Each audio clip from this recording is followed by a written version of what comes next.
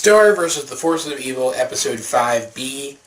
I don't remember the title of this one. I didn't bother looking it up. I mean, I looked it up once to learn what it was, but I didn't bother looking it up again. Because I honestly didn't like this one very much. I remember it had the name of the cheerleader girl from a couple episodes back in it. The title did. And I don't remember her name either, and I'm going to talk about why that is in a minute. Overall, this episode just didn't do it for me. The cheerleader girl is having a birthday, and she's like super mega rich, so she has like a blimp announcing her party and a line of people lining up to see if they can get into her party, if they can get invitations to her party. Because just getting an invitation to the party proves that you're one of the coolest kids at school. But cheerleader girl, really cannot remember her name. I'm trying to remember it as we go. Cheerleader girl doesn't like Star, and it's pretty easy to tell why. I'll get to that in a second. And so Star does not get an invitation. Marco, of course, doesn't get one either. But Star is determined to make sure that this person who doesn't even like her has the best party possible, so she crashes the party, which is on a party bus. And Marco now suddenly, out of nowhere, gets violently carsick.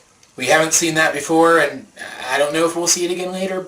Doesn't he take the bus to school every single day? Wouldn't this have come up before? But I'm getting ahead of myself a little bit. Marco gets violently carsick, so he's basically out of commission the entire time they're on the bus. Meanwhile, Star is doing neat stuff with magic, and cheerleader girl is just sending hate vibes her way with every glance and telling her off at every opportunity. Meanwhile, one of Ludo's villains notices that Star is on the bus. They hijack the bus, meaning to take it back to their dimension so they can steal the wand. But of course, they are fought off, and everybody goes home relatively unscathed. And of course, all of the party guests thought that Star's inclusion in the party was super cool because everything she did was objectively awesome. Now, why don't I like this episode? I actually liked it a lot starting off. The beginning was great, with Star walking through the school and interacting with all the other students. That was some of the best Star we've gotten in the entire series so far. The comedy was on point, the visuals were on point, the expressions were great. Seeing her interact with all these other people that we don't see her interact with on a regular basis was great because they all had very funny interactions. It was a very funny scene, and it was the only part of this episode that I liked completely overall. As soon as the cheerleader girl comes into the story, I just lost interest because, again, they are focusing on this character just like they did in the episode that introduced her. It was School Spirit or something along those lines, I think is what it was called. Just like in that episode, they're focusing on her so much here. They're treating her like an important character that we already care about. And I have no idea who she is.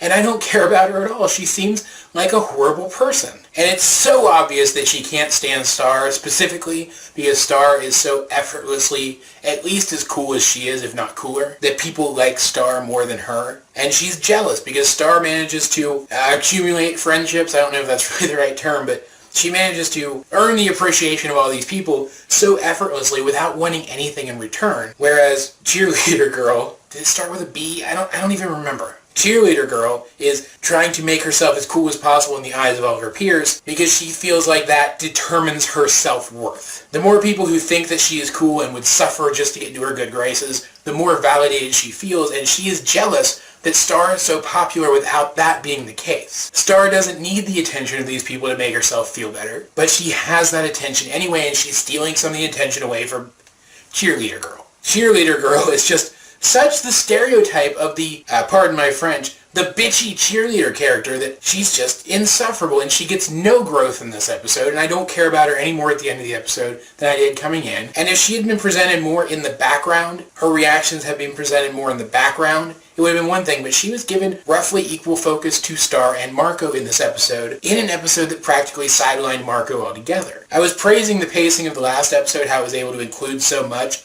without feeling rushed. This episode didn't manage to accomplish anything like that at all. It felt like they were trying to do too much and just didn't have time to do all of it. So I didn't like it. Maybe I'll learn to enjoy this character later on. Maybe she'll grow in some meaningful way, or she'll do something interesting and I will come to like her as like a villain. But even right now, I don't even like her as like an antagonist character. I also wasn't wowed by the fight sequence in this episode either. I mean, it was just as high energy and just as fluid, and the movements were just as consistently good, and the animation was as consistently good as in past episodes, but there was nothing really special to it except it took place on a bus. I don't know. Overall, I just didn't really feel this episode. It wasn't for me. But as per usual, guys, I'd like to know if you have seen this episode, what did you think of it? Let's get a discussion going in the comment section down below.